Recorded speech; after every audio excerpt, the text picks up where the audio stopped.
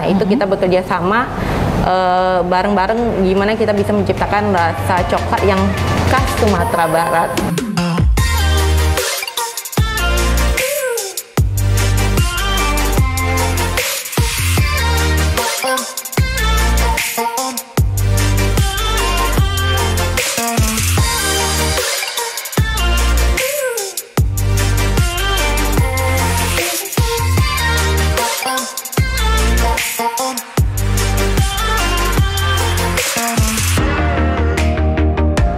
Assalamualaikum warahmatullahi wabarakatuh. Welcome back to our channel Dinas Pariwisata Provinsi Sumatera Barat. Jumpa lagi dengan Kak Ros dalam edisi Malapa, Mautalamak Pariwisata dan Ekonomi Kreatif. Saat ini Kak Ros berada di salah satu lokasi yang aromanya khas banget di sini. Pastinya ini di Kota Padang, Sumatera Barat. Di sini kita mencium aroma coklat pastinya. Ini merupakan aroma yang Kak Ros suka banget, dan juga sanak parekraf di rumah juga pasti suka dengan coklat. Mungkin sering nyemil coklat di rumahnya atau memberikan coklat ke seseorang yang spesial, pastinya bisa jadi ya, begitu kan. Makanya buat Densana yang penyuka coklat mestinya pantengin terus tayangan ini sampai detik terakhir. Dan juga buat Densana parekraf dimanapun berada yang suka dengan tayangan yang ditayang oleh channel YouTube Dinas Pariwisata Provinsi Sumatera Barat, jangan lupa di subscribe, like, share, and komen. Dan pastinya kita membutuhkan dukungan dan support dari Densana semuanya dalam memajukan pariwisataan dan ekonomi kreatif Provinsi Sumatera Barat. Baik Densana parekraf, saat ini Kak Ros sudah bersama salah seorang pelaku ekonomi kreatif Sumatera Barat, tepatnya di Kota Padang, subsektor kuliner. Beliau adalah Mbak Priscilla Raisya. Selamat pagi Mbak. Pagi. Apa kabar nih Mbak? Baik. Baik ya, dan ceria banget nih Mbak Priscilla, seperti yang Densana perhatikan gitu ya. Baik Densana parekraf, sekarang Kak Ros berada di Lil Coklat, di mana di sini banyak terdapat olahan-olahan coklat dengan berbagai macam package dan varian pastinya ya. Nah, beberapa menit ke depan tentunya kita akan mengupas secara tuntas nggak tuntas kita akan tuntaskan sendiri ya dengan Mbak Priscilla pastinya. Tentunya kita akan berbicara mengenai industri coklat. Nah, biar Densana nggak penasaran, kita langsung aja mau talamak dengan Mbak Priscilla. Mbak, kita juga pengen tahu nih Mbak, kira-kira apa sih yang menginspirasi Mbak Priscilla untuk membuka usaha kuliner khususnya untuk pengolahan coklat seperti ini Mbak? Nah, ya, jadi coklat itu di Sumatera Barat ini mempunyai sejarah yang sangat panjang. Jadi emang kebetulan keluarga saya udah di bidang kakao, itu udah lama, udah dari tahun 90-an. Nah, saya melihat berapa banyaknya potensi untuk pengembangan industri di bidang pengolahan kakao dan coklat. Okay. Nah, makanya ini sebenarnya usaha coklat ini sesuatu yang sangat biasa ya, maksudnya semua orang udah pernah melakukannya. Tapi yang saya berusaha untuk lakukan adalah untuk membawa perspektif baru dari industri kakao dan coklat ini. Gimana kita bisa, kalau saya berarti termasuk milenial ya, jadi gimana cara saya membentuk sebuah bisnis usaha yang bisa menarik kembali itu industri yang sangat udah lama dan mungkin sistemnya tradisional, mungkin tidak menarik untuk generasi muda di situ. Dan juga gimana caranya bisnis ini bukan hanya sekedar menjual, jadi tidak menguntungkan satu pihak saja, tapi gimana bisnis ini bisa menjadi industri kreatif yang bisa mendukung komunitas lokal itu. Makanya kenapa di sini kita tagline-nya itu adalah Tree to Bar. Jadi kita di semua dari rantai pasar kita itu, mulai dari petaninya sampai ke customer-nya itu kita bina dan kita perhatiin gitu. Jadi semuanya terurus dari hulu ke hilir. Oh, itu tadi yang dimaksud dengan Tree to Bar gitu ya. Pantesan tadi Kak Ros lihat kok banyak sekali Tree to Bar, seperti itu ternyata di sana. Nah, selain tempatnya yang unik seperti Kak Ros lihat ini Mbak, Densana parekraf juga nanti bisa datang ke sini ya pastinya ya. Alamatnya di Jalan Tamrin nomor 39 Kota Padang. Dengar-dengar ini untuk coklatnya itu merupakan tanaman hasil sendiri begitu ya Mbak ya. Itu gimana ceritanya itu Mbak, bisa cerita sama kita dan juga buat Bensana Parekraf di rumah pastinya Mbak? Jadi dengan konsep bisnis yang tree to bar itu, jadi dari awal kita udah berencana gimana caranya kita bisa meningkatkan kualitas itu mulai dari hulu ke hilir gitu. Nah, karena tipe coklat yang saya produksi itu adalah craft coklat kita bilangnya. Jadi kita tidak bukan merupakan industrial, tapi kita lebih kayak kalau misalnya dilihat itu kayak kita pengrajin coklat gitu. Jadi yang paling penting itu adalah taste. Nah, untuk gimana caranya supaya taste-nya itu bisa baik, itu mau nggak mau kita harus melakukan banyak riset dan melakukan banyak investasi di bagian hulunya, di kebunnya itu. Nah, makanya itu masih di Kota Padang juga, di Balai Gadang itu namanya. Itu kita ada kebun percontohan dan itu juga menjadi kayak home base kita. Jadi saya ada juga men-setup organisasi yayasan gitu, non-profit ya, organisasi non-profit namanya Yayasan Rumah Coklat. Di situ kita melakukan fokusnya lebih ke edukasi. Jadi di situ edukasi kepada petaninya dan juga edukasi kepada customer kita gitu. Gimana sih pengolahan coklat yang baik, gimana sih cara menanam gitu, menanam kakao. Nah, tapi selain dari itu, selain dari kebun percontohan itu, kita juga ada partner dengan petani-petani lokal Sumatera Barat gitu. Karena emang kakao ini kan emang komoditas unggulan dari Sumatera Barat. Salah satunya selain kopi, kulit manis, kakao itu juga berperan penting pada di masyarakat Sumatera Barat. Nah, itu makanya kenapa kita melakukan edukasi juga gitu dan melakukan pembinaan kepada petani-petani lokal supaya semangat lagi, supaya kita bisa terus meningkatkan kualitas mutu dari produk-produk lokal gitu. Tadi kan Mbak bilang konsepnya itu hulu ke hilir dan juga kita harus banyak menemui di sini kalimat-kalimat tree to bar. Kira-kira apa sih maksudnya begitu Mbak? Nah, jadi di Lil ini kita mengangkat konsep baru berbisnis ya gitu. Jadi kalau dulu kan mungkin tradisional bisnis itu lebih mengutamakan profit. Jadi gimana return investasinya cepat. Nah, tapi kalau di Lil itu saya mencoba untuk menciptakan sistem usaha yang baru. Jadi itu kita bilangnya triple bottom line. Itu jadi people, planet dan profit. Jadi nggak cuma profit aja, tapi kita juga mikirin orangnya, pelaku-pelaku, karena di coklat ini kan rantai pasarnya itu panjang ya, mulai dari petani, pelaku pasca panennya, sampai pengolahannya, sampai ke customer. Nah, gimana setiap orang yang di rantainya ini dapat benefitnya semua gitu, dan juga gimana kita menciptakan cara-cara budidaya dan cara pengolahan yang lebih sustainable gitu, karena kan sekarang tren kedepannya itu kita maunya ramah lingkungan gitu, dan juga bisa lebih kind toward the people gitu. Jadi kan kalau selama ini mungkin kita banyak dengar isu di industri coklat itu yang industrinya besar, bisa udah multinasional, tapi petaninya kadang-kadang pas-pasan aja gitu. Ini kita banyak mendapatkan masalah isu sosial ini di lapangan gitu. Kayak sejak saya balik dari luar aja itu banyak petani kita yang decide untuk nggak menanam lagi, nggak mau berkebun lagi gitu karena masalah ekonomi. Nah, itu kan sesuatu yang harus kita pikirkan bersama, nggak bisa kita lepaskan aja misalnya ke petaninya atau misalnya ke dinas perkebunan, tapi ini juga sesuatu yang harus kita pikirkan bersama-sama sebagai pelaku usaha. Iya benar.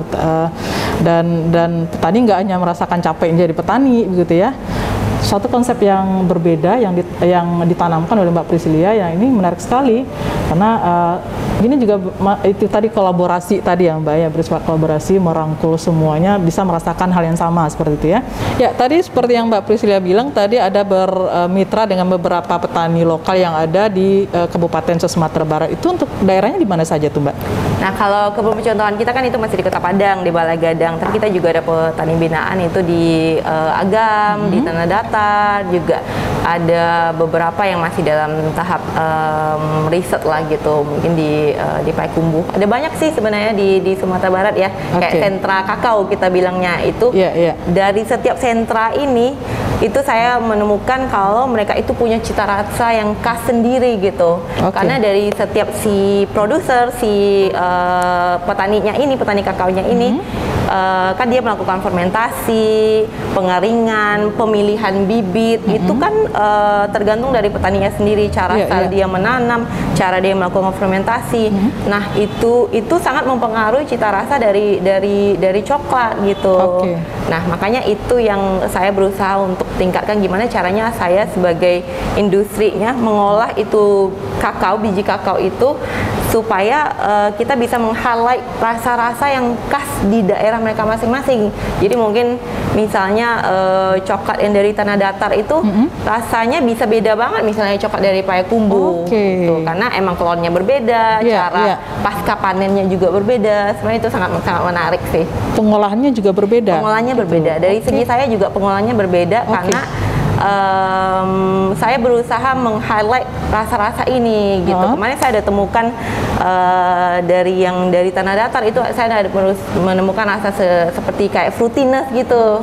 Jadi mirip seperti kopi misalnya kan, kopi sekarang kopi yang generasi ke berapa ya sekarang, generasi keempat ya. Kopi sekarang kan udah beraneka ragam, misalnya kayak Solok Rajo itu kan fruity, ada rasa lemon, lime gitu. Nah itu kita juga menemukan hal yang sama di coklat gitu. Oke. Jadi nggak melulu coklat itu rasanya seperti coklat gitu ya. Yang agak pahit gitu ya, nanti baru ada manisnya udah ditambah pemanis gitu ya. Dan berbicara mengenai riset, seperti Mbak Priscilia bilang tadi, untuk risetnya itu dilakukan oleh Mbak sendiri atau mungkin ada tim yang lain membantu dalam melakukan riset tersebut gitu untuk pengolahan coklatnya? Kalau pengolahan coklat industrinya, kita menyebutkan kalau di dunia coklat ini kan sebagai craft coklat. Yang biasa kan proses pengolahan coklat seperti ini kan biasa industrial, jadinya misalnya industri besar yang melakukan. Nah kebetulan kalau di saya itu, di kita para crafter ini, kita melakukan dengan skala yang lebih kecil, goalnya juga berbeda, misalnya seperti rasa fruitiness itu. Nah itu kebetulan karena background saya emang di kuliner, jadi dulu sekolahnya di culinary itu di Prancis.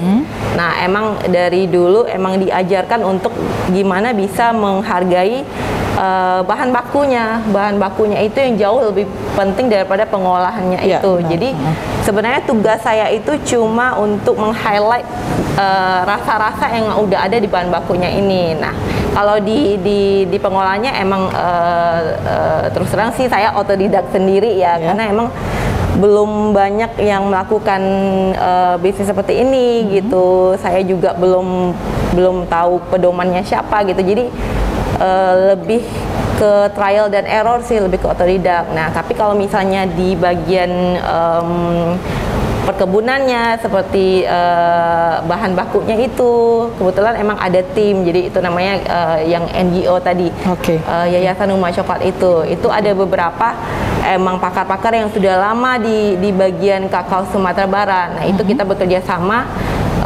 bareng-bareng gimana kita bisa menciptakan rasa coklat yang khas Sumatera Barat gitu. Khas Sumatera Barat gitu ya? Ya, jadi yang khas Sumatera Barat.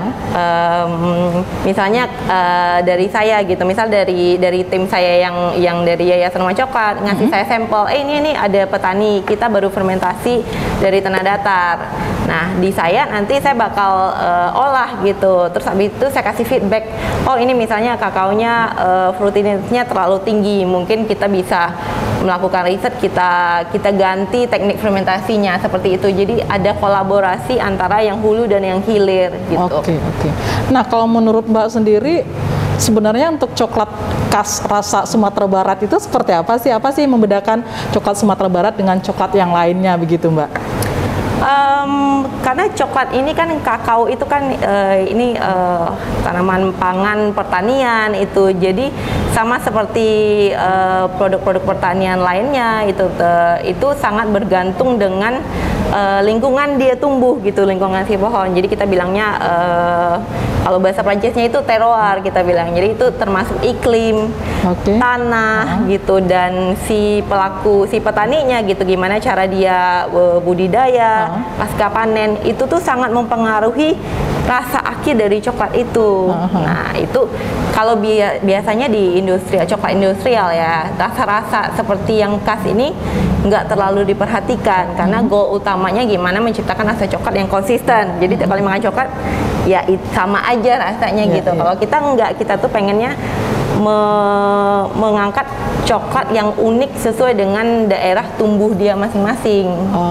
Kenapa kita memilih untuk mengolah coklat langsung di pusatnya gitu, jadi dekat dengan tempat kakao itu tumbuh gitu. Ini Kak Ros masih penasaran ini, kenapa Mbak Priscilia itu bisa mengangkat kuliner coklat seperti ini? Apa dari dulu memang pencinta coklat begitu Mbak, dari kecil gitu, jadi udah biasa makan coklat, jadi terinspirasi gitu? Mungkin ada dipengaruhi dari keluarga ya. Keluarga emang bisnisnya dari dulu hasil bumi gitu, jadi macam-macam. Jadi dari kecil itu udah biasa main-main sama kayak kulit manis, main sama kopi gitu, yang mentah ya. Jadi dari kecil tuh emang udah tahu kalau Sumatera Barat ini kaya gitu dengan bahan-bahan yang komoditas yang sangat-sangat valuable kalau kita bilang gitu. Nah kebetulan waktu di Prancis itu saya melihat industri hilirnya yang sangat maju, jadi industri pengolahan coklat ini gitu.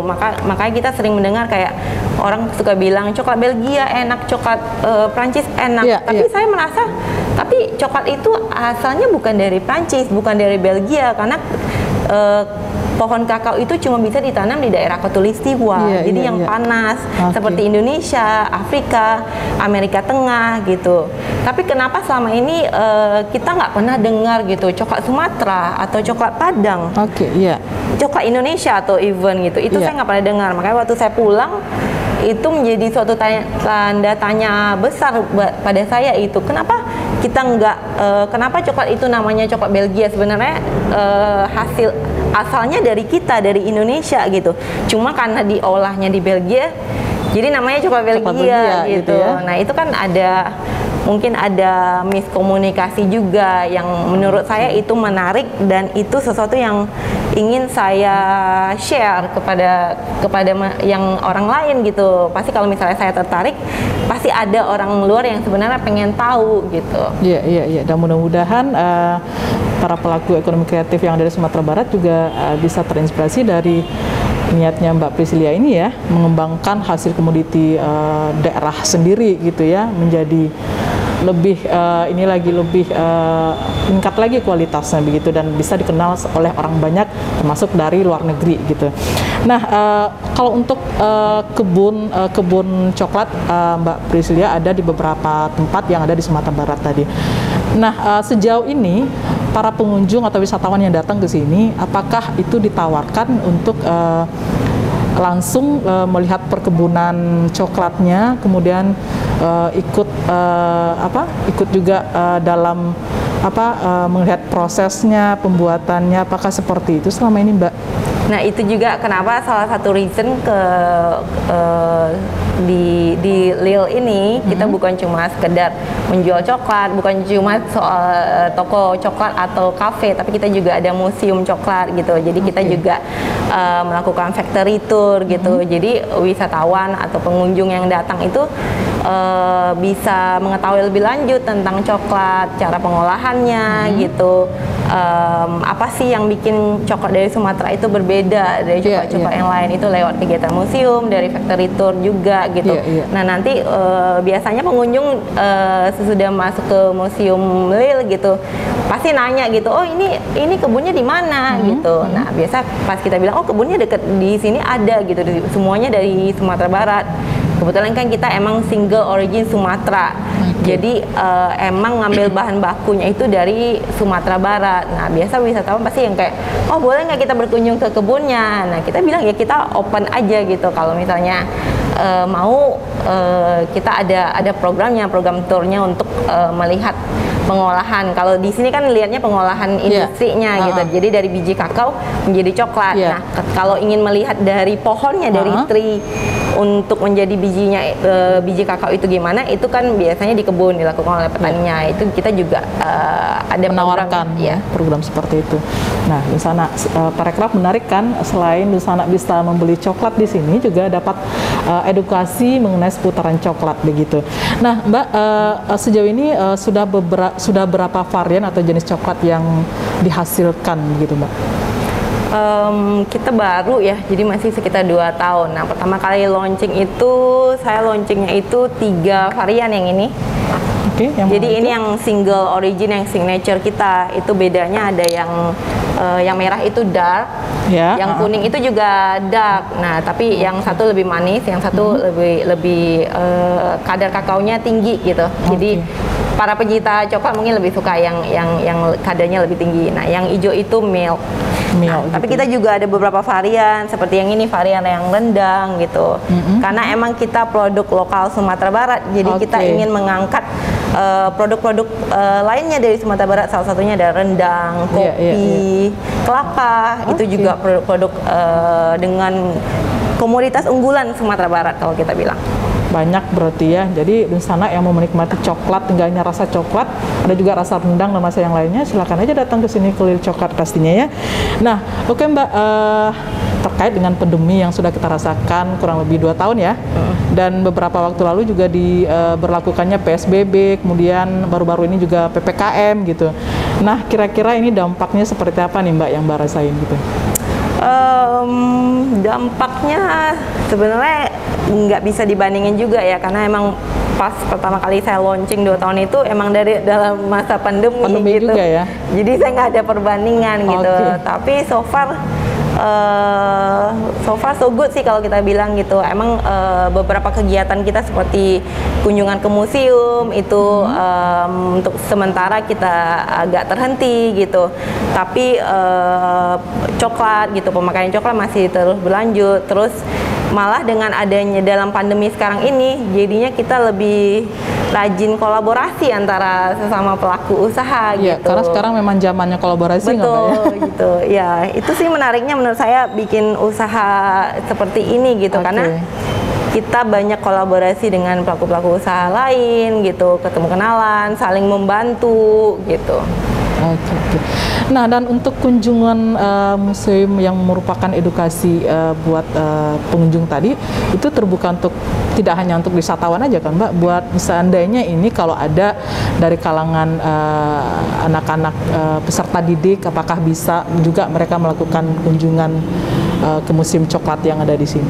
Iya, jadi edukasi ini kan kita bilangnya kita ingin mengedukasi sebanyak-banyaknya orang tentang coklat. Nah, itu sebenarnya juga bisa dilakukan lewat sekolah gitu. Kita pernah dapat kunjungan dari TK, anak TK, bahkan sampai mahasiswa ya, universitas gitu, dari UNAN, dari yang bagian pertanian itu untuk melihat pengolahan coklat. Itu kita juga udah pernah dapat kunjungan. Jadi emang kita juga bukan hanya untuk wisatawan, tapi kita juga terbuka untuk siapa aja yang mau belajar tentang coklat. Nah, kemudian dalam rangka memperkenalkan coklat di Sumatera Barat, kabar-kabarnya ini Lil Coklat pernah mengikuti ya event internasional untuk memperkenalkan coklat Sumatera Barat ini keluar. Itu gimana ceritanya Mbak? Itu kedepannya akan kita lakukan. Ya, kita baru akan mengikuti ajang internasional gitu. Tapi emang kebetulan produk kita itu pernah dikirim keluar itu ke Inggris gitu, karena ternyata demand untuk produk seperti Lil itu banyak di luar negeri gitu, karena marketnya udah maju gitu, jadi udah bisa mengapresiasi produk yang bahan bakunya bagus dan diolah dengan cara yang bagus gitu. Oke Mbak, ini merupakan salah satu usaha ekonomi kreatif yang bergerak di subsektor kuliner ya. Kira-kira apa nih tips atau apa namanya trik-trik yang bisa Mbak Priscilia bagikan buat para pelaku ekonomi kreatif khususnya di subsektor kuliner yang ada di Sumatera Barat ini Mbak? Tips dari saya ya, mungkin berdasarkan pengalaman pribadi aja ya, menurut saya itu harus rajin-rajin kolaborasi, yaitu jangan berkompetisi gitu ya. Jangan berkompetisi dan harus mencari keunikan dari, kan namanya juga ekonomi kreatif, jadi harus sekreatif mungkin mencari keunikan dari usahanya itu gitu. Dan mungkin karena biasanya kalau misalnya dari saya, karena merasa saya unik ya, jadi saya salah satunya, nggak banyak industri seperti saya, jadi malah kita nggak saingan sama yang lain, malah jadinya itu kolaborasi. Nah dari situlah dapat ide-ide yang bagus gitu, bisa sama-sama untuk mempromosikan produk-produk lokal, terutama di Sumatera Barat ya.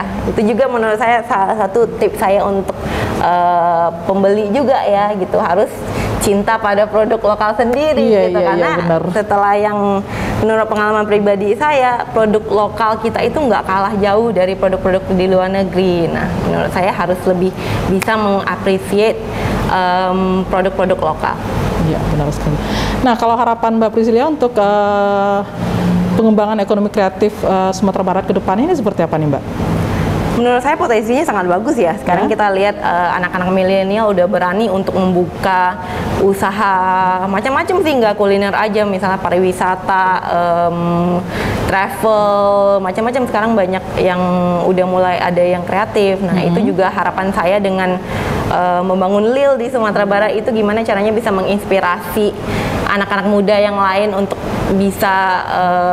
bisa bangga kepada Sumatera Barat, untuk bisa saling berkolaborasi dan juga menciptakan ekonomi kreatif yang pastinya nggak lupa sama budaya gitu, tapi juga yang kekinian dan yang bisa mengikuti perkembangan zaman ya kita bilang. Iya, oke. Luar biasa sekali. Mau talama kita dengan Mbak Priscilia Raisya. Dari Sana Parekraf, demikian tadi mau talama Karos dengan Mbak Priscilia Raisya, merupakan owner dari Lil Coklat yang ada di Kota Padang, Sumatera Barat. Semoga tayangan ini menginspirasi dan sangat semuanya, terkhususnya bagi para pelaku ekonomi kreatif yang ada di Sumatera Barat, subsektor kuliner dan juga subsektor yang lainnya pastinya. Karena seperti yang sudah kita dengarkan dari Mbak Priscilia ini, yang mana beliau menawarkan konsep-konsep yang baru, yang fresh sekali buat dikembangkan dalam usaha, juga terkhusus buat generasi muda pastinya ya. Seperti yang Mbak Priscilia bilang, untuk berusaha itu sekarang udah zamannya berkolaborasi, merangkul semuanya, bahwa kita harus bisa mengenali brand, mengenali produk kita sendiri, dan kemudian kita bisa mengkreasikannya sehingga produk tersebut memiliki value yang bagus di mata pengunjung begitu. Saatnya Karos dan Mbak Priscilia undur diri dulu dari hadapan Sana Parekraf semuanya. Assalamualaikum warahmatullahi wabarakatuh. Salam pariwisata, salam kreatif, salam Piti Masa.